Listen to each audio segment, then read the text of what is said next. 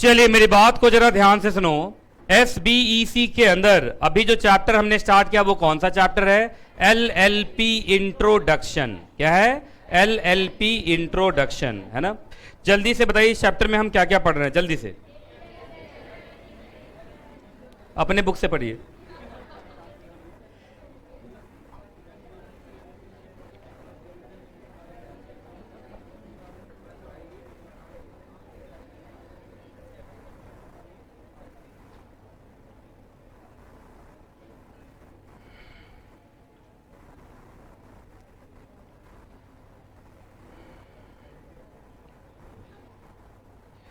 ठीक है, चलिए स्टार्ट करें। आपको याद होगा तो एलएलपी का इंट्रोडक्शन मैंने करा दिया था, याद है आप लोग को? मैंने बताया था LLP is a hybrid between company and partnership firm. अगर आपको याद हो तो एलएलपी के नाम में ही हाइब्रिडनेस है। अगर हम पी बोलते हैं इसका मतलब it's a partnership firm, it's a partnership firm. और जब हम बोलते हैं कि एक ऐसा पार्टनरशिप फर्म है जिसमें लिमिटेड लाइबिलिटी है, इट मीन्स ये किसका फीचर लेके चल रहा है? कंपनी का। तो LLP exist in a Midway between partnership firm and company. Partnership firm से एक कदम आगे लेकिन कंपनी से एक कदम पीछे। ये बात समझ में आ रही कि नहीं आ रही? पहले बताइए। सारे बच्चों के पास बुक है? वहां पे बुक है, वहां पे बुक जरूर होनी चाहिए, बुक जरूर देखते रहिएगा, ठीक है। क्योंकि थोड़ा स्पीड चलूंगा आज मैं इस चैप्टर में, क्योंकि ये चैप्टर मुझे खत्म करना है।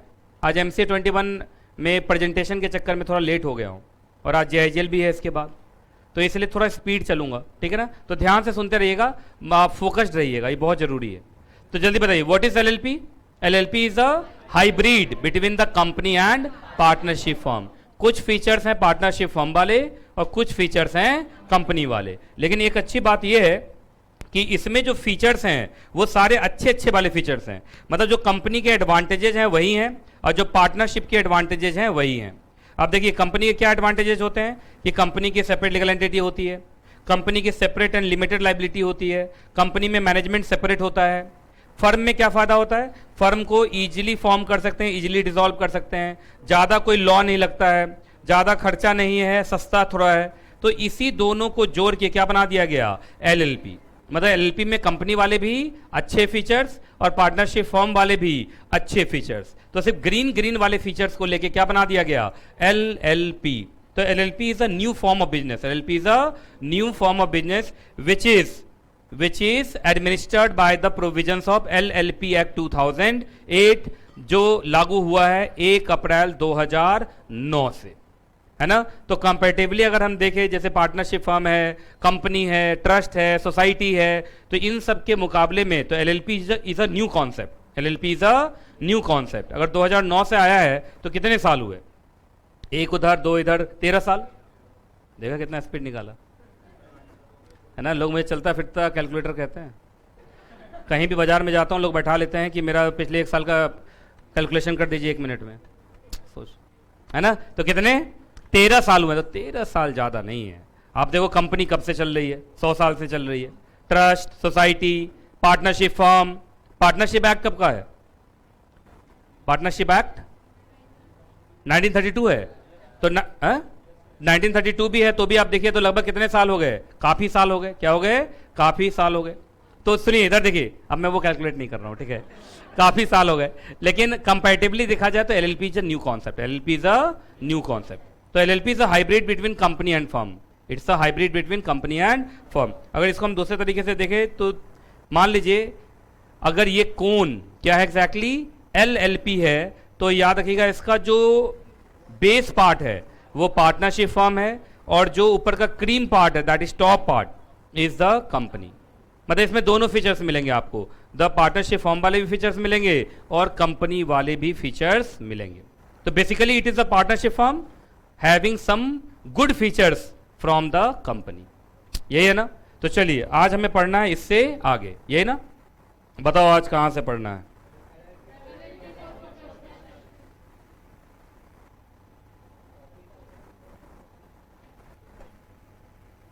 यहां से पढ़ना ना। एकदम शांत हो जाना। अगर कोई बच्चा मुझे बात करता हुआ दिख गया तो दिक्कत हो जाएगी फिर, ठीक है। बात और चीत दोनों बंद रखिए। बात का मतलब मुंह खोल के होता है, चीत का मतलब एक दूसरे को देख के होता है। तो दोनों में से कुछ भी नहीं होना चाहिए। डायरेक्टली मेरे ऊपर कंसंट्रेट कीजिए, मैं सबको देख रहा हूं, मैं उठा उठा के पूछने वाला हूं। चलिए हेडिंग क्या पढ़ने जा रहे हैं जल्दी बताओ। LLP for the professionals. अब थोड़ा सा इसका बेस देता हूं, ध्यान से सुनिए। इधर देखो सब, देखिए आप जानते हैं कि जो सीए, सीएस, सीएस, सीए और सीएमए, ये तीनों प्रोफेशनल्स हैं, ये नौकरी भी कर सकते हैं और प्रैक्टिस भी कर सकते हैं, लेकिन इन तीनों का अपना अपना इंस्टीट्यूट है। तीनों में आज तक जो लॉ चल रहा था वो ये चल रहा था कि सीएस अगर अपना फर्म बनाएगा तो उसमें सीएस ही पार्टनर हो सकते हैं, सीए अगर अपना फर्म बनाएगा तो सीए ही पार्टनर हो सकता है, सीएमए अगर अपना फर्म बनाएगा तो सीएमए ही पार्टनर हो सकता है। जो लॉयर हैं अगर वो अपना फर्म्स बनाएंगे तो सिर्फ वही पार्टनर हो सकते हैं, मतलब मिक्सिंग अलाउड नहीं था, क्योंकि ये चारों अपने अपने एरिया के एक्सपर्ट हैं और एक्सपर्ट वाले में तो एक्सपर्ट लोग ही समझ पाएंगे। कोई दूसरा को पार्टनर बनाओगे गलती कर देगा, पार्टनरशिप फर्म में म्यूचुअल एजेंसी होती है, दूसरों की गलती के लिए दूसरे लोग जिम्मेदार हो जाएंगे। तो इसलिए बोला कि सीएस के फर्म में सिर्फ सीएस ही रहे तो ठीक है, क्योंकि सारे सीएस एक जैसे होंगे और गलती अगर होगी तो एक दूसरे को समझ में आएगा। सीए के फर्म में सीए ही हो चलेगा, सीएमए के फर्म में सीएमए ही हो तो ज़्यादा अच्छा है, लॉयर के फर्म में लॉयर ही हो तो ज़्यादा अच्छा। आज तक ऐसा चलता आ रहा था कि ये तब है जब हम फर्म बना रहे थे, पार्टनरशिप फर्म। पार्टनरशिप फर्म में एक डिसएडवांटेज होता है कि पार्टनरशिप फर्म के जितने भी पार्टनर्स होते हैं वो एक दूसरे के लिए लाइबल हो जाते हैं, गलती करेगा कोई पार्टनर लाइबल होगा सब, तो इसलिए। लेकिन अब ये परेशानी खत्म हो गई एलएलपी के आने के बाद। अब देखिए एलएलपी एक पार्टनरशिप फर्म तो है, लेकिन लाइबिलिटी क्या है यहाँ पे, लिमिटेड। तो अगर अब कोई ऐसा एलएलपी बनाया जाए जिसमें सीएस भी हो, सीए भी हो, सीएमए भी हो और लॉयर भी हो तो ये चलेगा। कैसे चलेगा सो सुनिए। मान लीजिए अगर सीएस ने कोई काम किया, जैसे सेक्रेटरियल ऑडिट किया जो हम करते हैं, और सेक्रेटरियल ऑडिट में उसने फ्रॉड कर दिया, तो अपने काम के लिए सिर्फ सीएस ही लाइबल होगा, उस काम के लिए सीए, सीएमए और लॉयर लाइबल नहीं होगा, क्योंकि ये एक ऐसा पार्टनरशिप फर्म है जहां पे सबकी अपनी लिमिटेड लाइबिलिटी है और सेपरेट लाइबिलिटी है। सीए ऑडिट किया और उसने अपने ऑडिट में गलती कर दिया तो only that CA will be liable, बाकी पार्टनर्स लाइबल नहीं होंगे, क्योंकि मैं बोल रहा हूं ये एक ऐसा पार्टनरशिप है जहां पे लाइबिलिटी क्या है, लिमिटेड, और सबकी अपनी अपनी खुद की बस लाइबिलिटी है। सीएमए कॉस्ट ऑडिट किया, गलती कर दिया, only that CMA will be liable, बाकी पार्टनर्स लाइबल नहीं होंगे, क्योंकि एक ऐसा पार्टनरशिप है जहां पे लाइबिलिटी क्या है, लिमिटेड है। तो एलएलपी के बाद अब ये पॉसिबल हो सका है कि ये जो 3 कोर प्रोफेशनल्स हैं, CS, CA, CMA and the fourth that is lawyer, ये सब अगर चाहें तो आपस में वो एलएलपी बना के बिजनेस कर सकते हैं और प्रैक्टिस कर सकते हैं। और जानते हैं इससे बहुत फायदा होगा क्लाइंट को। कैसे क्लाइंट को फायदा होगा सो सुनिए। पहले किसी भी, जैसे कॉर्पोरेट है, कंपनी है, जैसे किसी भी कंपनी को, ध्यान से सुनिए, किसी भी कंपनी को अगर लॉ का काम करवाना था तो सीएस के फर्म में जाना पड़ता था, अकाउंट्स का काम करवाना था सीए के फर्म में जाना पड़ता था, कॉस्टिंग का कोई काम था तो सीडब्ल्यू के फर्म में जाना पड़ता था, सिविल क्रिमिनल केस वाला कोई काम है तो लॉयर के फर्म में जाना पड़ता था। तो उनको 4 जगह दौड़ना पड़ता था, 4 जगह फाइल नहीं जाती थी, 4 जगह उन लोगों को बातचीत करना पड़ता था, बहुत झंझट था। लेकिन अब क्या है, सिंगल विंडो में काम बन जाएगा। सिंगल विंडो का मतलब आप सिर्फ एक जगह आइए और आपको वहां सीएस भी मिलेगा, सीए भी मिलेगा, सीएमए भी मिलेगा और लॉयर भी मिलेगा। एक ही जगह पे आपको सिंगल विंडो सर्विसेज मिल जाएंगी, आपको 10 जगह जाने की जरूरत नहीं है। मतलब सीएस, सीए, सीएमए और लॉयर में भी अब मॉल कल्चर हो सकता है। जैसे मॉल, लोग मॉल ज्यादा क्यों प्रेफर करते हैं, उसका कारण वहां सब कुछ मिल जाता है, सुई से लेके जूता तक, जूता से लेके आपको A to Z चीज सब कुछ मिल जाता है वहां। तो उसी तरीके से अगर आप एलएलपी बनाएंगे तो एलएलपी भी अलाउड है, लेकिन आज भी अगर सीएस चाहे सीए के साथ पार्टनरशिप फर्म खोलना तो अलाउड नहीं। एलएलपी बना सकते हैं, पार्टनरशिप फर्म नहीं बना सकते। तो आजकल मैं देख रहा हूं काफी लोग एलएलपी बना रहे हैं और उस एलएलपी में सीएस भी होता है, सीए भी होता है, सीएमए भी होता है और लॉयर भी होता है। तो लोग अब ऐसा कर रहे हैं, इसको हम मल्टी डिसिप्लिनरी फर्म भी बोलते हैं। क्या बोलते हैं, मल्टी डिसिप्लिनरी फर्म। मतलब एक ही फर्म, उसमें मल्टीपल डिसिप्लिन के लोग हैं, CS law discipline, CA account discipline, CMA costing discipline, lawyer civil and criminal law discipline. है कि नहीं, बात समझ में आ रही कि नहीं आ रही जो मैं बोल रहा हूं। तो ये अब अलाउड है और ये बहुत जरूरी है। उसका कारण ये है कि ग्लोबलाइजेशन का जमाना है और दूसरे कंट्रीज में वहां अलाउड है उन लोगों के लिए। तो जब ग्लोबलाइजेशन है, जब ये हमारा ये वाला जो सेक्टर है ये खुलेगा, तो वहां के जो प्रैक्टिसिंग लोग होंगे वो इंडिया में आएंगे और वो लोग मजबूती से आएंगे, क्योंकि वो लोग कंबाइंड आएंगे और हमारे यहाँ सब अलग अलग है, तो हम लोग कंपीट नहीं कर पाएंगे उनसे। तो इसलिए ग्लोबलाइजेशन में भी ये जरूरी है कि आज ना कल ये सेक्टर फॉरेनर के लिए भी खुलने वाला है। जैसे फॉरेनर यहाँ पे कंपनी बना के बिजनेस करते हैं, तो एक समय ऐसा आएगा कि फॉरेनर ऑडिटर भी यहाँ आएंगे। तो जब फॉरेनर ऑडिटर आएंगे तो उससे यहाँ के ऑडिटर का क्या होगा, कंपटीशन होगा। तो तो इसलिए इन्होंने अलाउ कर दिया है कि तुम सब चाहो तो ग्रुप बना के भी अब प्रैक्टिस कर सकते हो। लेकिन एलएलपी बनाना जिसमें तुम पार्टनर्स तो होगे एक दूसरे के, लेकिन सबकी अपनी पर्सनल लाइबिलिटी होगी, लिमिटेड लाइबिलिटी होगी, तो दूसरों की गलती के लिए आप लाइबल नहीं होंगे। ये बात समझ में आई कि नहीं पहले बताइए। मुझे लगता है एग्जाम में ये आ सकता है। आप देखो यहाँ लिखा भी हुआ है कि काफ़ी प्रेशर है किसका, WTO का भी, कि ग्लोबलाइजेशन का टाइम है भाई, आपको ये सेक्टर भी खोलना पड़ेगा। आज टेलीकॉम सेक्टर है, क्या फॉरेन की कोई कंपनी टेलीकॉम बिजनेस कर सकती है? यस। बैंकिंग है, बहुत सारे फॉरेन बैंक्स हैं इंडिया में। तो अब बात ये आ रही है कि CA, CS, CWA ये सब जो है, ये वाला भी सेक्टर खोला जाएगा फॉरेनर के लिए। वो तो CA इंस्टीट्यूट दम लगा के रोके हुआ है। CA इंस्टीट्यूट इतना दम लगाया हुआ है, CA इंस्टीट्यूट तो कह रहा है कि भाई हम ये नहीं होने देंगे, क्योंकि CA इंस्टीट्यूट को मालूम है कि यहाँ का जो चार्टर्ड अकाउंटेंट सब है उसकी हालत बहुत खराब है। ठीक से इंग्लिश आती नहीं, ठीक से प्रेजेंटेशन करना नहीं आता। आज प्रेजेंटेशन कराया था, देख लिया ना हालत। मान लो कि अगर मैं प्रेजेंटेशन ना कराऊं और ये आप लोग को मैं ना समझाऊं कि कितना जरूरी है, तो CACS ऐसा ही बन जाता है। बिना एक दिन भी प्रेजेंटेशन किए हुए CACS लोग बन जाते हैं। तो प्रेजेंटेशन नहीं अच्छा है, कम्युनिकेशन अच्छा नहीं है, पर्सनालिटी अच्छी नहीं है, तो उससे क्या होता है कि बाहर के जो आएंगे फॉरेनर CACS ये सब, उससे कंपटीशन बहुत बढ़ जाएगा।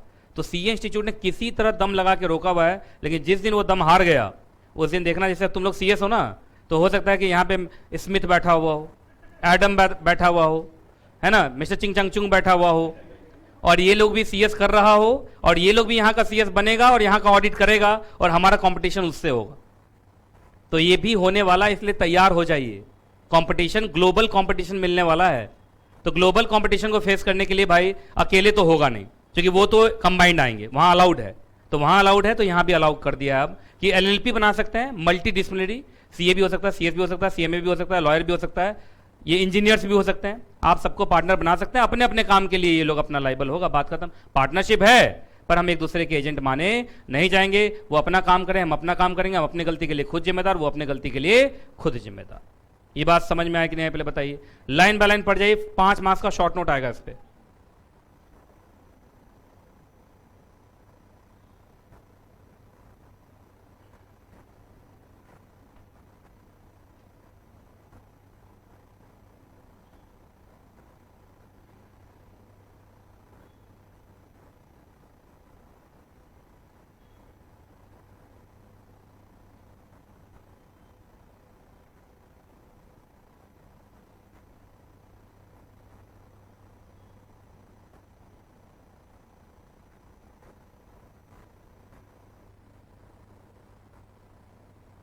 कीवर्ड पे टिक लगाते जाना अपने मन से।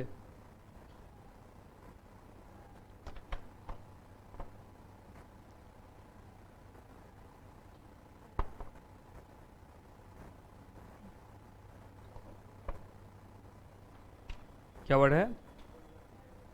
कहाँ कहाँ देखा? ये ना, इसका मतलब एक तरीके से डिफेंस, बचाने वाला। नहीं बोला मैंने भाई ग्लोबल कंपटीशन मिलने वाला है, तो बोला LLP जब बना लोगे तो थोड़ा सा ग्लोबल कंपटीशन से थोड़ा बचाव मिलेगा, थोड़ा रिलीफ मिलेगा। ग्लोबलाइज अभी देखो WTO का बहुत प्रेशर है, 2-4 साल में कभी भी हो जाए। अब सरकारी काम है, देखते हैं सर ये सरकार मानती है कि नहीं, अभी तक तो नहीं मान रही। ठीक है, चलिए आगे बढ़े फिर। चलो थोड़ा जल्दी जल्दी कर लेते हैं इसको। हेडिंग बोलो, हेडिंग हेडिंग हेडिंग जल्दी से। Who can be a partner in LLP, मतलब LLP में कौन कौन लोग पार्टनर बन सकते हैं। चलिए देखिए, सबसे पहला एनी इंडिविजुअल। क्या एग्जैक्टली? एनी इंडिविजुअल, मतलब कोई भी इंडिविजुअल बन सकता है, बस कुछ लोगों को छोड़ के। यहां से अदर देन है, एक्सेप्ट। लिखो जल्दी, लिखो जल्दी लिखो। एनी इंडिविजुअल एक्सेप्ट ये लोग। नंबर 1, अगर आप पर्सन ऑफ अनसाउंड माइंड है, और अनसाउंड माइंड हमारे आपके बोलने से नहीं, कोर्ट डिक्लेयर किया हो तब, क्योंकि हम आप तो सबको पर्सन ऑफ अनसाउंड माइंड समझते हैं अपने आप को छोड़ के, है ना। दूसरा, एन अनडिस्चार्ज इंसॉल्वेंट, एक ऐसा इंसॉल्वेंट जो इंसॉल्वेंट डिक्लेयर हो चुका है मगर अपने लाइबिलिटी से भी डिस्चार्ज हुआ नहीं है। तीसरा नंबर लिखते जाओ, मैं 1 2 3 लगा रहा हूं। उसने इंसॉल्वेंट होने के लिए कोर्ट में एप्लीकेशन लगाया हुआ है, लेकिन उसकी एप्लीकेशन क्या है? पेंडिंग है। इसका मतलब वो कभी भी इंसॉल्वेंट डिक्लेयर हो सकता है। तो सब मिला के 3 लोग, बोलो कौन कौन?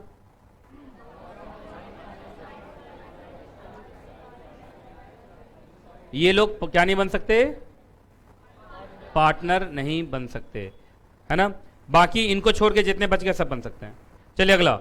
अच्छा, क्या कोई इंडियन कंपनी, चाहे वो प्राइवेट हो या पब्लिक, क्या वो बन सकते हैं पार्टनर? यस, है ना। इंडियन कंपनी बन सकती है आराम से। क्यों बन सकती है मालूम है? क्योंकि एलएलपी भी एक बॉडी कॉर्पोरेट है और कंपनी भी एक बॉडी कॉर्पोरेट है। तो एक बॉडी कॉर्पोरेट दूसरे बॉडी कॉर्पोरेट का क्या बन सकता है? आराम से पार्टनर बन सकता है, कोई दिक्कत वाली बात नहीं है। एक सेकंड लेता हूँ।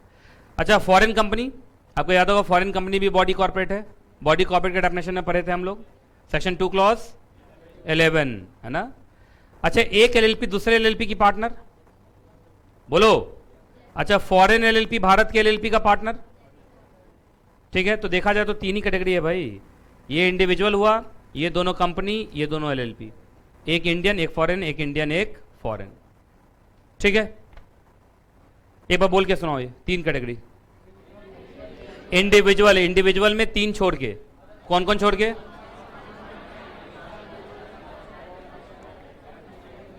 ठीक है, कंपनी में दोनों, प्राइवेट पब्लिक भी, इंडियन भी और फॉरेनर भी। एलएलपी में दोनों इंडियन भी और, ठीक है। आगे अगला हेडिंग बोलो। Who can not be a partner in LLP, कौन पार्टनर नहीं बन सकता है? तो चलिए, एक तो कॉर्पोरेशन सोल नहीं बन सकता। अब आप लोगों को मालूम नहीं कॉर्पोरेशन सोल क्या होता है, तुम लोगों को पढ़ाऊंगा कॉन्स्टिट्यूशन ऑफ इंडिया में, लेकिन अभी थोड़ा सा बता देता हूं। President of India and governor of states, लिख लीजिए।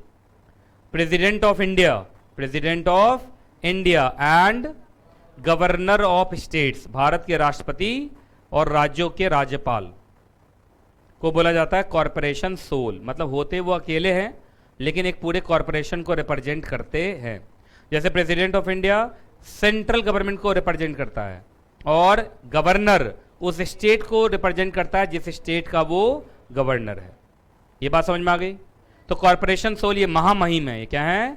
महामहिम, जिस वजह से इनको आप पार्टनर नहीं बना सकते। सुनने में बड़ा अजीब नहीं लगेगा? मेरे एलएलपी में प्रेसिडेंट ऑफ इंडिया पार्टनर है। अब बताइए, प्रेसिडेंट ऑफ इंडिया महामहिम है, वो पार्टनर थोड़ी बनेंगे यार, है कि नहीं? है कि नहीं? मैं चल प्रेसिडेंट ऑफ इंडिया को बोले चल पार्टनर, बताओ, ये महामहिम है, महामहिम के साथ ऐसा वर्ड थोड़ी इस्तेमाल हो सकता है ना। तो फर्स्ट पर्सन ऑफ इंडिया है वो, फर्स्ट पर्सन ऑफ इंडिया को आप बताओ पार्टनर बना रहे हो, तो ये ठीक नहीं है। तो चलिए अगला, अब कोऑपरेटिव सोसाइटी, तुम्हें याद होगा कोऑपरेटिव सोसाइटी बॉडी कॉर्पोरेट नहीं होता है। बॉडी कॉर्पोरेट के डेफिनेशन से बाहर किया हुआ था उसको, भूल गए तुम लोग, सेक्शन 2 क्लॉज 11। अगला, एनी अदर पर्सन, जिसको ऊपर में मना किया था, तीन लोगों को मना किया था, याद होगा। तो इसको जोड़ दो ऊपर से, ऐसे जोड़ो, इसको जोड़ दो ऊपर, वहां लिखा था ना अदर देन, अदर देन पे ले जाओ, इस एरो को ले जाओ। तीन लोग थे, बोलो कौन कौन?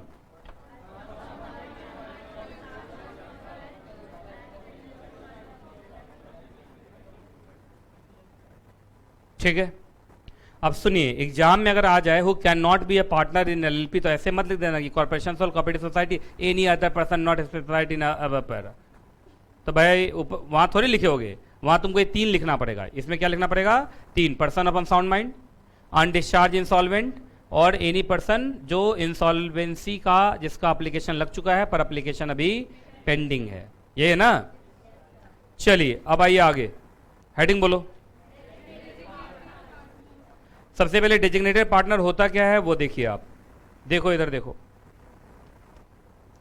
देखिए दो तरीके के एग्जैक्टली क्या है एग्जैक्टली पार्टनर। एक तो एलएलपी में आपको मिलेगा नॉर्मल पार्टनर। नॉर्मल पार्टनर के नीचे मैंने क्या लिखा हुआ देखो तो, बस उसका काम है कंपनी में पैसा लगाया, काम खत्म। मतलब एलएलपी में पैसा लगाया, काम खत्म, पार्टनर है, पैसा लगा दिया, अपना उसको शेयर मिल रहा है। दूसरा कौन है? Designated partner. जरा देखो तो इसमें क्या लिखा है, मतलब ये पैसा भी लगाएंगे और चलाएंगे भी, मतलब ये मैनेजमेंट में होंगे। ये कहाँ होंगे? मैनेजमेंट में, है ना। दे मैनेजेस द एलएलपी। ठीक है, जल्दी इसको उतारो।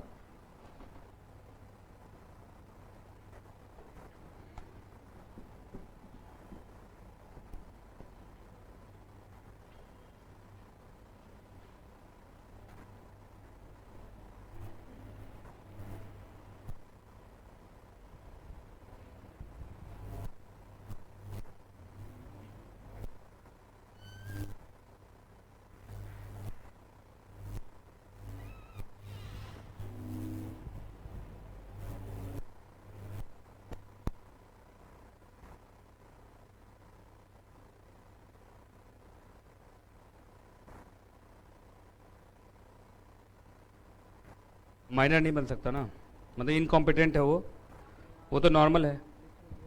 नहीं नहीं, लिस्ट में नहीं दिया है ना, तो वो समझो इनकॉम्पिटेंट लोग कैसे आएंगे, क्योंकि एलएलपी का पार्टनर बनने के लिए भी तो आपको एग्रीमेंट कॉन्ट्रैक्ट करना ही पड़ेगा ना, है ना। और फिर वही बचपन वाला बात, माइनर से बेनिफिट्स के लिए एडमिट हो सकता है, याद है, पढ़ा होगा।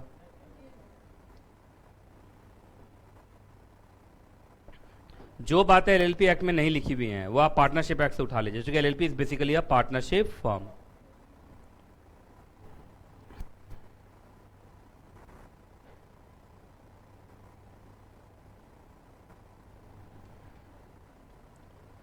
लिख लिया। तो एक बात बताइए, जो नॉर्मल पार्टनर है वो तो पैसा लगाया, काम खत्म, इंतजार कर रहा है कि कब आएगा डिविडेंड। लेकिन जो डेजिग्नेटेड पार्टनर है वो क्या है, पैसा भी लगाया है और वो मैनेज भी कर रहा है। जनरली आप देखते नहीं, किसी भी कंपनी के अंदर जो सबसे बड़ा शेयर होल्डर होता है वो खुद डायरेक्टर बन जाता है। तो ऐसे ही यहाँ पे जो बड़े बड़े पार्टनर्स होंगे जिनका ज़्यादा पैसा लगा होगा, वो क्या चाहते होंगे कि हम खुद मैनेज करें, कहीं मेरा पैसा बर्बाद ना हो जाए, तो वो उस एलएलपी में क्या बन जाते हैं, डेजिग्नेटेड पार्टनर। और तुम लोग को बताया था हर डेजिग्नेटेड पार्टनर को भी डीपीआईएन डिन नंबर लेना पड़ता है। तो डीपीआईएन बोलने के लिए पहले ये इनके पास भी क्या होता है, डिन नंबर। क्या होता है, डिन नंबर। तो यहां पे लिख लो, इनके पास होगा डिन नंबर। और जो नॉर्मल पार्टनर होंगे उनको डिन की जरूरत नहीं है। तो जल्दी बताइए कौन से पार्टनर को डिन की जरूरत है, बस सही एकदम।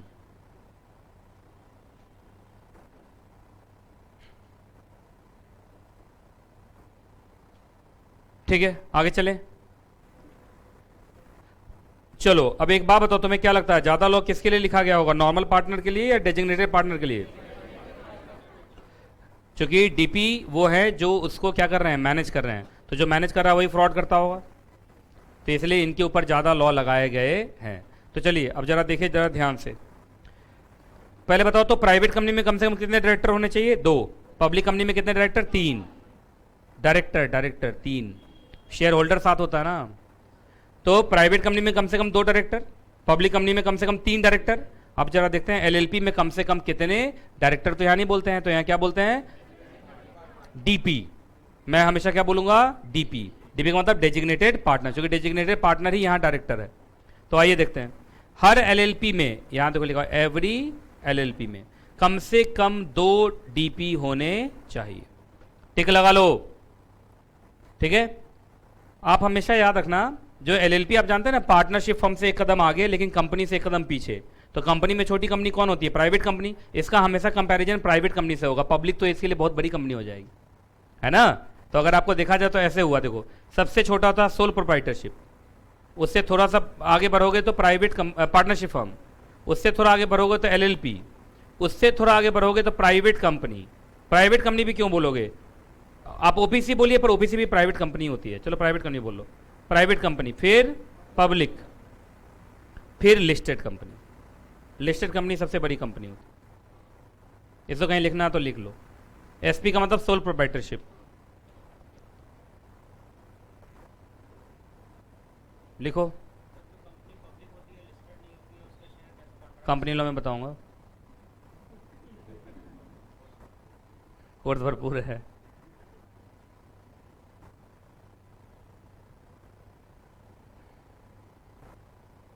तुम लोग लेट हो गई क्लास में,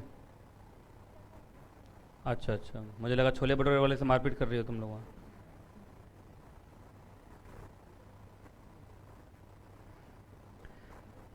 पता नहीं इस एरिया में गर्मी बहुत ज़्यादा है, उधर मैं गया तो उधर एकदम ठंडा प्रदेश। हाँ हाँ हाँ, है तो मेरे आसपास तो हॉट ही रहेगा ना। अरे मतलब, अरे यार मतलब ये कंप्यूटर जहाँ, आगे देखो आगे देखो। चलो ये हो गया, लिख लिया सबने, ये कुछ लोगों का रह गया था, ये लो।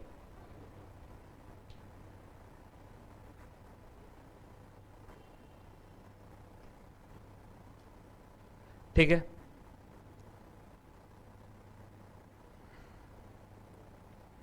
चलिए आगे बढ़े। एसपी का मतलब, पीएफ का मतलब, एलएलपी का मतलब private company, public company, listed company. ठीक है, चलो अब जरा ध्यान से सुनिएगा। तो कम से कम 2 होने चाहिए डीपी। अच्छा सुनिए ध्यान से सुनो, उस दो में से एक तो सबसे पहले दोनों ही इंडिविजुअल होने चाहिए। दोनों ही क्या होने चाहिए? इंडिविजुअल। इंडिविजुअल का मतलब इंसान होना चाहिए। ठीक है, समझ में आ गया? अब जैसे डायरेक्टर हमेशा इंडिविजुअल ही होता है। अब कंपनी में ऐसे बोल सकते हैं कि इस कंपनी में ये कंपनी डायरेक्टर है। कंपनी कैसे डायरेक्टर बन सकते हैं? Director should always be an individual. तो उसी तरीके से DP should always be an individual. अगला, और उसमें से किसी एक का भारत का रेजिडेंट होना जरूरी है। किसी एक का भारत का क्या होना जरूरी है? रेजिडेंट। तो जल्दी बताओ, दो डीपी होने चाहिए, दोनों इंडिविजुअल होने चाहिए, और दोनों में से कम एक क्या होने चाहिए? Resident in India. मेरे साथ साथ बोलते रहोगे, अच्छा लगेगा।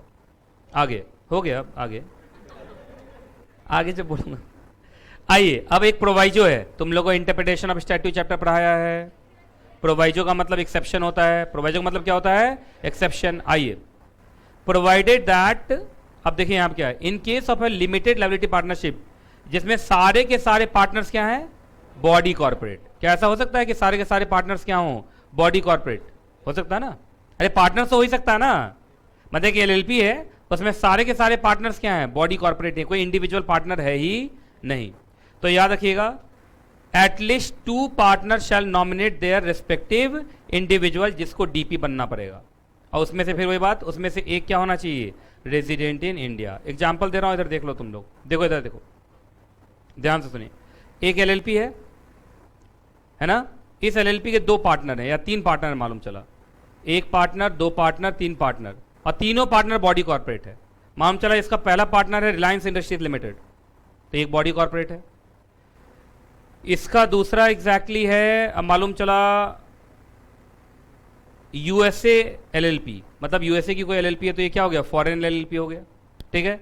और तीसरा आपका मालूम चला चेन्नई एलएलपी, तो ये इंडिया का एलएलपी है, पर ये है भी तो ये एलएलपी। अब देखिए तीनों एलएलपी, मतलब ये तीनों पार्टनर क्या हैं इसके? Body corporate. Body corporate. ठीक है।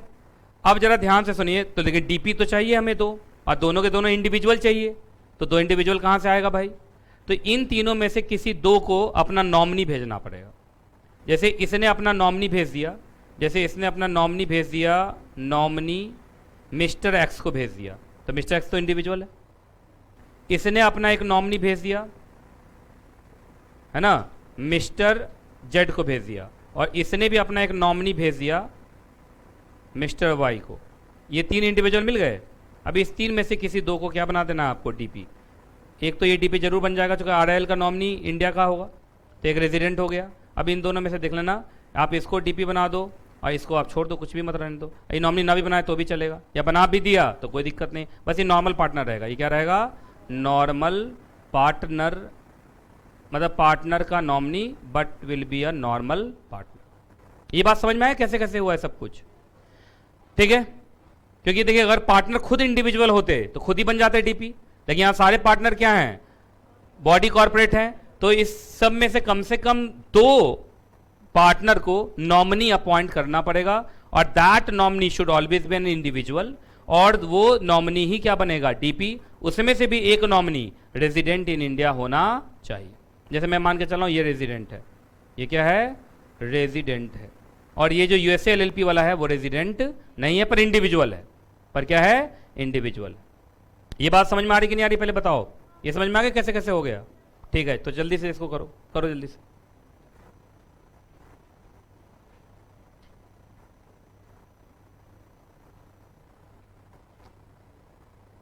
बॉडी कॉर्पोरेट लिखा है मैंने।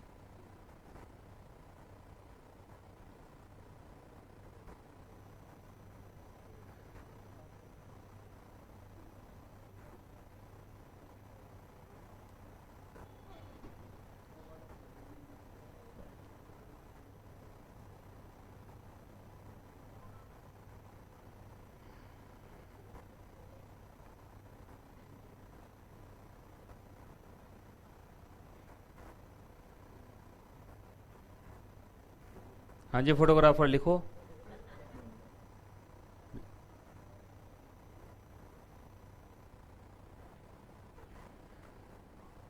लिखो लिखो लिखो।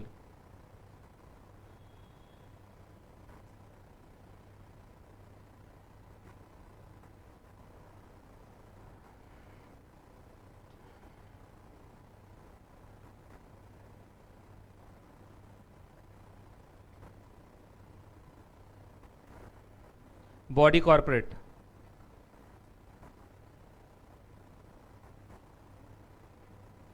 हैंडराइटिंग समझ में नहीं आ रहा है? Nominee, nominee, body corporate, Chennai USA, RIL, LLP 1 2 3, mister XYZ, DP resident, DP normal partner, Reliance industries limited, Reliance. हो गया, हटाऊं?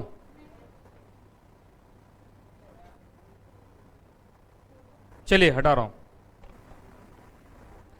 चलिए अब जरा ध्यान से सुनो आप। अरे एकदम शांत रहिए, एग्जाम में केस बना के आएगा। हेडिंग बोलो, हेडिंग जल्दी। अब एक बात बताओगे, कहोगे सर क्वालिफिकेशन तो बताया नहीं। क्वालिफिकेशन पहले बता चुका है, who can be a partner in LLP। Who can be a partner in LLP, उसका क्वालिफिकेशन ही तो था। अब ये क्या बताने जा रहा है? डिस्क्वालिफिकेशन। अच्छा, पार्टनर का ये डिस्क्वालिफिकेशन नहीं बता रहा है, डेजिग्नेटेड पार्टनर का बता रहा है। क्योंकि ये ज्यादा फिल्टर किसको करेंगे? डेजिग्नेटेड पार्टनर को। पार्टनर को ज्यादा फिल्टर एक जगह तो कर ही दिया है, who can not be a partner. Who can not be a partner में तो कर ही दिया डिस्क्वालीफाई, लेकिन इनके लिए एडिशनल डिस्क्वालिफिकेशन है। इनके लिए क्या है? Additional disqualification. मतलब ये ईमानदार होने ही चाहिए, क्योंकि यही LLP को चलाने वाले हैं। आइए ध्यान से देखिए, अगर पिछले 5 साल में, अगर पिछले 5 साल में कभी भी अगर आप इंसॉल्वेंट रहे हैं तो आप डिस्क्वालीफाइड हो जाएंगे। अच्छा, लेकिन मैं मालूम चला रहा इंसॉल्वेंट पर 20 साल पहले, तो चलेगा?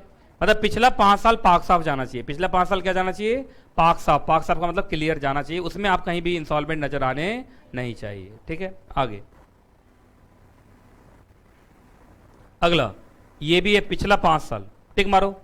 क्या ये जिंदगी भर के लिए है या पिछले 5 साल के लिए है? पिछले 5 साल में कभी भी आपने, ध्यान से सुनिएगा, कभी भी आपने अपने क्रेडिटर के पेमेंट को, किसको? क्रेडिटर के पेमेंट को आपने सस्पेंड ना किया हो, क्रेडिटर की पेमेंट को आपने सस्पेंड ना किया हो, या उसके साथ आपने कोई कंपोजिशन ना किया हो। पहले टिक लगा लो, मैं समझाता हूं ये क्या है। ठीक है, टिक लगा लिया। आपने पिछले 5 साल में अपने क्रेडिटर्स के साथ 2 चीजें ना की हो। सुन लो पहले, यहाँ ये अच्छे से टिक लगा दे रहा हूं। किसके साथ भाई? पेमेंट ऑफ क्रेडिटर को या सस्पेंड नहीं किया हो, और क्रेडिटर के साथ आपने कोई कंपोजिशन ना किया हो। कब? पिछले 5 साल। ऐसे करो, टिक लगाओ, ऐसे ही, बहुत जरूरी है ये।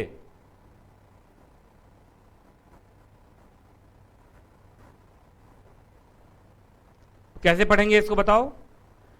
सबसे पहले पढ़ेंगे पेमेंट टू हिज क्रेडिटर के को क्या ना किया हो? सस्पेंड ना किया हो। दूसरा, क्रेडिटर के साथ कंपोजिशन ना किया हो। अब समझिए इसका क्या मतलब है, ध्यान से सुनिए आप। देखिए पिछले 5 साल में देखिए क्या कहानी है। पिछले 5 सालों में पता चला कि तुमने क्रेडिटर का पेमेंट सस्पेंड का मतलब तुम्हें वापस करना था, तुमने वापस नहीं किया। तो यहां लिखो, सस्पेंड का मतलब आपने रीपेमेंट में गलती की है। किसमें गलती की है? डिडेंट रीपे, ऐसे लिख लो, didn't repay, did not repay. लिख लिया? सस्पेंड का मतलब डिड नॉट रीपे। तो इससे पता चलता है कि तुम पैसे के मामले में ठीक नहीं हो। और दूसरा, यह मालूम चला पिछले 5 साल में आपने अपने क्रेडिटर के साथ कंपोजिशन किया। कंपोजिशन का मतलब होता है कॉम्प्रोमाइज। लिखो, कॉम्प्रोमाइज तो तुम तभी करोगे ना जब तुम गलत हो। अगर आप गलत नहीं तो कॉम्प्रोमाइज क्यों करेंगे आप? बताइए, जनरली ऐसा समझा जाता है। ठीक है, तो आपने पिछले 5 सालों में क्रेडिटर के साथ क्या ना किया हो? कोई कॉम्प्रोमाइज ना किया हो। अगर आप कॉम्प्रोमाइज में एंटर किए हैं, इट मीन्स कुछ ना कुछ डिस्प्यूट तो था, और क्रेडिटर के साथ डिस्प्यूट होने का मतलब पैसे का ही कुछ ना कुछ है कि नहीं? चलिए आगे, अगला तीसरा नंबर। अब ये सब कंपनी लॉ में भी आएगा, याद रखना। आप कभी भी, ध्यान से सुनिए, इसमें 5 साल नहीं है, इसमें कभी भी है। कभी भी कोर्ट के द्वारा आप किसी ऐसे ऑफेंस में कन्विक्ट नहीं होने चाहिए जो ऑफेंस किससे जुड़ा हुआ है? मोरल टर्पिट्यूड से। बात समझ में आ गया? और उसके बाद एंड का मतलब प्लस है, सिर्फ इतना ही से नहीं होगा, और भी है। आप समझिए पहले यहां तक क्या है। मालूम चला आप कभी भी किसी ऐसे केस में कन्विक्ट हुए हैं कोर्ट से जो नैतिकता के आधार पे गलत है। मोरल टर्पिट्यूड का मतलब नैतिकता के आधार पे। नैतिकता का आधार क्या होता है सो सुनिए आप। मतलब क्या तो बोलते हैं, बड़ा अच्छा वर्ड होता है, सिविक्स क्या होता है? एथिक्स भी है, सिविक्स, सिविल एक बड़ा अच्छा कहते हैं। मतलब एक सोसाइटी में जो लोग रहते हैं और वो कुछ गलत काम करते हैं तो क्या तो बोलते हैं, एथिक्स बोल सकते हैं आप। चलिए मैं बता रहा हूं आपको इसका क्या मतलब है। हाँ जी, सुनिए सुनिए सुनिए, सिविक्स भी बोलते हैं बहुत बार। आपको मालूम है सिविक्स भी इसी को बोलते हैं कि आप जो समाज में रहते हैं तो आपकी एक्टिविटी किस तरीके की है ना। तो ध्यान से सुनिएगा जो मैं बोल रहा हूं। मालूम चला आप कैसे केसेस में फंसे हैं तो सुनिए, आप हत्या के केस में फंसे हुए हैं, इससे पता चलता है कि आप मॉरली गलत है, नैतिकता के आधार पे गलत है ना। आपने फ्रॉड किया, भयंकर फ्रॉड किया है, उससे पता चलता है मॉरली गलत है। अब जैसे मालूम चल मैं सीएस हूं, मुझे MJT 14 फाइल करना चाहिए था 30 दिन में, मैंने 32 दिन में फाइल किया, 2 दिन लेट, तो क्या ऐसा होगा कि मैं बाहर निकलूंगा अंडा मारो इसके ऊपर, इसको समाज में रहने का कोई हक नहीं है, ये बहुत ही घटिया आदमी है, क्या ऐसा कुछ हुआ होगा? क्योंकि मैंने ऑफेंस किया है, पर that offence is corporate law का कंप्लाइंस से जुड़ा हुआ ऑफेंस, और ये कोई नैतिकता के आधार पे गलत नहीं है। अगर मैं 2 दिन फॉर्म लेट फाइल करता हूं तो इसका मतलब ये नहीं कि मैं मॉरली गलत हूं। लेकिन मैं अगर फ्रॉड के केस में फंसा हूं, हत्या के केस में फंसा हूं, चोरी के केस में फंसा हूं, it means you are morally wrong. तो आप मोरल टर्पिट्यूड से जुड़े हुए किसी भी केस में कोर्ट के द्वारा कन्विक्ट ना हुए हो, अच्छा कन्विक्शन से नहीं होगा आगे, और उस कन्विक्शन में आपको देखो जरा देखो 6 महीने क्या लिखा हुआ है, and sentence in respect thereof to imprisonment for not less than 6 month, मतलब जब भी जेल हुई तो 6 महीने या 6 महीने से ज्यादा ही हुई है। तो सुनिए अगर 6 महीने तक की जेल है तो फिर बच जाएंगे आप डिस्क्वालीफाइड नहीं है। लेकिन 6 महीने से ज्यादा की जेल हुई है तो इसका मतलब तुमने मॉरली कुछ ज्यादा ही बुरा किया था। नहीं समझ में आया? तो बताइए यहां के लिए डिस्क्वालीफाइड होने के लिए 2 कंडीशन का सेटिस्फाई होना जरूरी है, इन टोटल 3 कंडीशन का सेटिस्फाई होना जरूरी है। मैं बताऊं क्या क्या? पहला कंडीशन ये है कि आप कोर्ट से कन्विक्ट हुए, दूसरा कंडीशन ये है ऐसे ऑफेंस में कन्विक्ट हुए जो मोरल टर्पिट्यूड से जुड़ा हुआ था, और तीसरा आपको उसमें कम से कम कितने महीने की जेल हुई, 6 महीने या 6 महीने से ज्यादा, 6 महीने या 6 महीने से ज्यादा, नॉट लेस देन लिखा ना, तो नॉट लेस देन तक तो आप बचे हुए हैं, लेकिन 6 महीना भी टच कर गया तो आप फंस गए। तो 3 कंडीशन सेटिस्फाइड होंगे तब डिस्क्वालीफाइड होंगे। पहला कंडीशन बोलो, आप कोर्ट के द्वारा कन्विक्ट हुए, दूसरा है मोरल टर्पिट्यूड से जुड़ा हुआ ऑफेंस है, और तीसरा है जेल जो हुई है वो कितने दिन की हुई है, 6 महीने से ज्यादा या 6 महीने, मतलब 6 महीने से कम नहीं हुआ है, 6 महीने या 6 महीने से ज्यादा। चलिए आगे बढ़े। चलिए अगला, आप फिर से कोर्ट के द्वारा कन्विक्ट हुए हैं और ऐसे ऑफेंस में कन्विक्ट हुए हैं जो ऑफेंस क्या है, सेक्शन 30 वाला है, और section 30 deals with the fraud. जैसे सुनिए आईपीसी में फ्रॉड का कौन सा सेक्शन है, 420, और आपका कंपनीज एक्ट में 447, एलएलपी एक्ट में 30, एलएलपी एक्ट में 30। बात समझ में आ गई, याद रहेगा तुम लोग को। और एक इंडियन कॉन्ट्रैक्ट एक्ट में भी फ्रॉड का सेक्शन है, पढ़ा होगा तुम लोगों ने बचपन में, मुझे भी याद नहीं है। हाँ फ्रॉड है, 17 है, ऐसे कुछ है ना, हाँ ऐसे कुछ है वहां पे।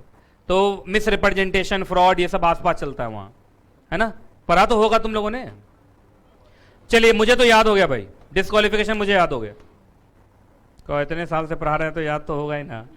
चलिए पहला क्या, पिछले 5 सालों में आप इंसॉल्वेंट रहे हैं, पिछले 5 सालों में आपने अपने क्रेडिटर के साथ क्रेडिटर का पेमेंट सस्पेंड करते हुए नजर आए हैं, पिछले 5 सालों में आप क्रेडिटर के साथ कॉम्प्रोमाइज करते हुए नजर आए हैं, आप ऐसे केस में कन्विक्ट हुए हैं कोर्ट के द्वारा जो मोरल टर्पिट्यूड से जुड़ा हुआ है, और जेल 6 महीने या उससे ज्यादा की हुई है, और आप सेक्शन 30 में कोर्ट के द्वारा क्या हुए हैं, कन्विक्ट हुए हैं।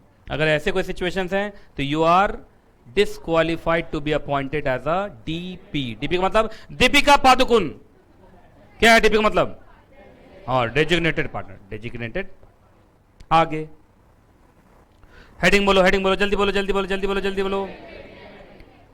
एलएलपी एग्रीमेंट, चलो ध्यान से देखो, इधर देखो, इधर देखो, अग्रीमेंट बहुत जरूरी है भाई, डॉक्यूमेंट बहुत जरूरी है। चलो ये शुभ हो गया एग्रीमेंट डॉक्यूमेंट, अब ठीक है। चलिए सबसे छोटा कौन होता है सर, बच्चा। अरे बच्चा नहीं, यहां पूछ रहा हूं सबसे छोटा कौन होता है, पार्टनरशिप फर्म। अरे पार्टनरशिप फर्म कंपनी एलएलपी के बीच में चल रहा है ना हम। चलिए सबसे छोटा कौन, पार्टनरशिप फर्म, उससे बड़ा कौन, एलएलपी, उससे बड़ा कौन, कंपनी। अजीब बात यह है कि तुम कंपनी के बारे में पहले से जानते हो, पार्टनरशिप फर्म के बारे में बचपन से जानते हो, एलएलपी के बारे में अब जान रहे हो। तो आइए देखिए इधर, पार्टनरशिप फर्म में जो डॉक्यूमेंट होता है सबसे इंपॉर्टेंट वो क्या होता है? Partnership deed. एकदम सही उत्तर। हाँ, किसी ने उत्तर तो दिया ही नहीं है, दिया है तो सही बात है। पीडी, पीडी का मतलब पतिदेव, पीडी का मतलब पार्टनरशिप डीड, अब याद रहेगा। अच्छा, कंपनी में इंपॉर्टेंट डॉक्यूमेंट क्या होते हैं? एओए या एमओए, यही होता है। मोआ एंड ओआ, मोआ एंड ओआ, वो चार्टर डॉक्यूमेंट कहा जाता है वहां। तो इसी तरीके से एलएलपी के अंदर मेन डॉक्यूमेंट होता है, उसका नाम है एलएलपी अग्रीमेंट। क्या नाम है? LLP agreement. बात समझ में आ गया? तो चलो जल्दी से उतार लो इसको, हमारे लिए जरूरी है। सजा दो इसको दुल्हन की तरह, है ना?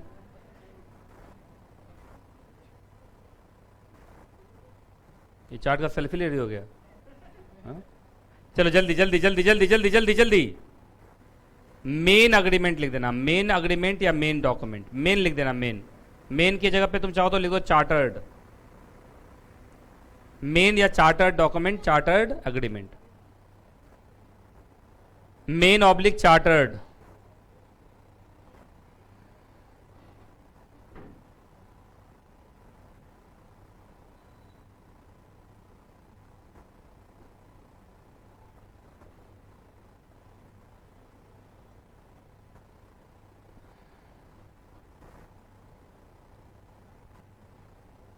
लिख लिया? Main oblique chartered agreement oblique document. In case of partnership form it is partnership deed, in case of LLP it is LLP agreement, and in case of company it is MOA and AOA. ठीक है, चलिए पढ़ते हैं, line by line पढ़ें अब। आइए, चलो जरा ध्यान से सुनिएगा। एलएलपी अग्रीमेंट के बारे में एक बड़ी अच्छी बात बताता हूं। देखो, एलएलपी अग्रीमेंट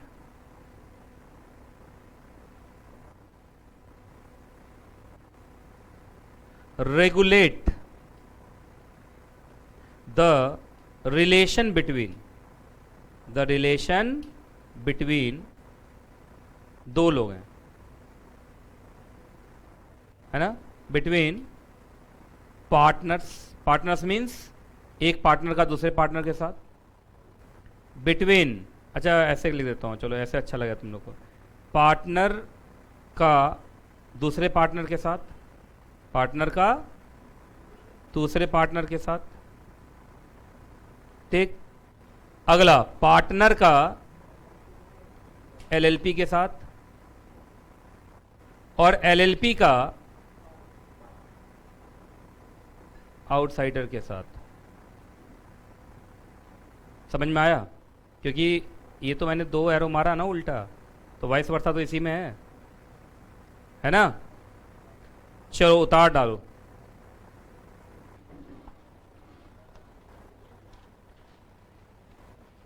उतार डालो जल्दी से।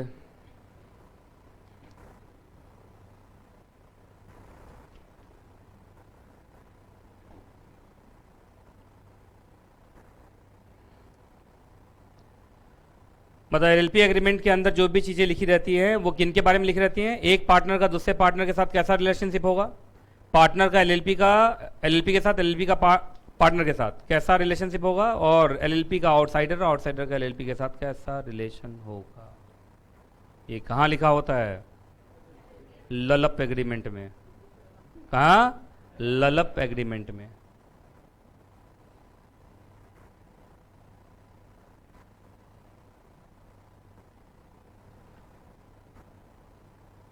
डायरेक्ट होम वाले बच्चे पढ़ रहे हो ना, सब वहां से लिख रहा है सर साइड हो जाओ, एक बार साइड हो जाओ। वो साइड क्यों होना पड़ता है मालूम है ना? ये यहाँ लिखा हुआ होता है, तो वो मैं अपना वो कैमरा ही ऑफ कर दिया मैंने। हाँ ये होता है बहुत बार, इसलिए बच्चे बताते रहते हैं मुझे। चलिए हो गया, हटाऊं? लिख लिया? तो LLP agreement regulate the relation between the partner and another partner, है ना? Partner with the LLP and LLP with the partner, and LLP का आउटसाइडर के साथ, आउटसाइडर का एलएलपी के साथ। ठीक है, चलिए हटाओ। अब कुछ नहीं करना, बस लाइन बाय लाइन टैली करना मुझे। देखिए इधर देखिए सब। The LLP agreement determines the mutual rights and duties of partner. तो ये हो गया, बताओ जल्दी से, किसके बीच का? पार्टनर्स के बीच का। And their rights and duties in relation to the LLP. तो देखो दो दिखा दिया ना इन लोगों ने, पहला और दूसरा। पार्टनर्स के बीच के राइट्स एंड ड्यूटीज, और एक पार्टनर का एलएलपी के प्रति क्या राइट एंड ड्यूटीज है, और एलएलपी का पार्टनर के प्रति क्या राइट एंड ड्यूटीज है। ये सब कहां लिखा रहता है? एलएलपी एग्रीमेंट में लिखा हुआ होता है। ठीक, जरा बताओ तो एलएलपी एग्रीमेंट कहां डिफाइंड है? सेक्शन 210 है ना, उसमें डिफाइंड है। देखो वही है जो मैंने बताया। एलएलपी एग्रीमेंट का मतलब कोई भी ऐसा रिटन एग्रीमेंट जो किसके बीच में हुआ है? पार्टनर्स ऑफ द एलएलपी और between the LLP and it's partners. तो घूम फिर के वही जा रहा है। तीसरा मैंने अपने तरफ से ऐड कर दिया था, क्योंकि अब देखिए आउटसाइडर से भी तो डील करेगा ना वो, कि कौन एलएलपी कौन काम करेगा, कौन काम नहीं करेगा, कौन काम उसका इंट्रा वायर्स माना जाएगा, कौन काम उसका अल्ट्रा वायर्स माना जाएगा। तो ये सब भी तो लिखा हुआ होगा एलएलपी एग्रीमेंट में। तो लेकिन ये बार बार दो के बारे में बात करते रहते हैं। कौन कौन? अमंग पार्टनर्स मतलब एक पार्टनर का दूसरे पार्टनर के साथ क्या रिलेशन होगा, और एलएलपी का पार्टनर के साथ और पार्टनर का एलएलपी के साथ क्या रिलेशन होगा। ये कहां डिफाइंड होता है? LLP agreement. अच्छा एक बात बताइए, क्या ये कंपलसरी कि आपको एलएलपी एग्रीमेंट बनाना ही पड़ेगा? Yes, it is compulsory to make and execute a LLP agreement. कितने दिन में? जिस दिन आप इनकॉर्पोरेट हुए उससे कितने दिन के अंदर? 30 डेज के अंदर एलएलपी एग्रीमेंट बन जाना चाहिए। अच्छा, सिर्फ बन जाना चाहिए या ये आरओ एलएलपी को फाइल भी करना पड़ेगा? आरओ एलएलपी बताया था, आरओसी जैसा ही होता है ना। बाकी ये जो आप बनाएंगे एलएलपी एग्रीमेंट, क्या वो प्रॉपर पेपर पे होगा, प्रिंटेड होगा, टाइप्ड होगा, और आपको उसके ऊपर क्या पे करना पड़ेगा? स्टैम्प ड्यूटी पे करना पड़ेगा। अब स्टैम्प ड्यूटी होगा कितना, वो डिपेंड करता है कि किस स्टेट में एलएलपी इनकॉर्पोरेट हुआ है और कैपिटल कंट्रीब्यूशन कितना है। Higher the capital contribution, higher there will be the stamp duty. Lower the capital contribution, lower will be the stamp duty. और स्टेट का क्यों जरूरत है? क्योंकि हर स्टेट का स्टैम्प ड्यूटी का रेट अलग अलग है। ये बात समझ में आ गई? चलिए अब इससे आगे बढ़ूं या ना बढ़ूं, क्योंकि आर्बिट्रेशन भी कराना है। अभी कितना बचा है? इसमें टाइम लग जाएगा थोड़ा सा, या थोड़ा स्पीड करूंगा तो हो जाएगा। कितना है? 2 ही पेज तो है, 3 पेज है। थोड़ा धीरे धीरे चलूं या क्या करूं मैं, या मैं आर्बिट्रेशन पे आ जाऊं? चूंकि अब तो मैं जेजेल का टाइम हो गया। कितने लोग बोले आर्बिट्रेशन पे आ जाऊं? मुझे मालूम है कोई बोले ना बोले, वहां से वो जरूर बोलेगी, है ना। अच्छा, कितने लोग बोल रहे हैं कि नहीं इसी को आगे बढ़ाना चाहिए? मुझे लगता है उतर जाना चाहिए। और हाँ, तो अगली क्लास में हम क्या ड्राफ्ट करना सीखेंगे? एलएलपी एग्रीमेंट ड्राफ्ट करना सीखेंगे। मतलब तुम्हें सिखाऊंगा अगली क्लास में कि एलएलपी एग्रीमेंट कैसे बनाना है। एग्जाम में ये लोग पूछ लेते हैं आजकल कि एलएलपी एग्रीमेंट बना के दीजिए, तो कोई बीच में सुनिए ब्रेक नहीं है, अभी लगातार स्टार्ट कर रहे हैं। No break, no break, no break.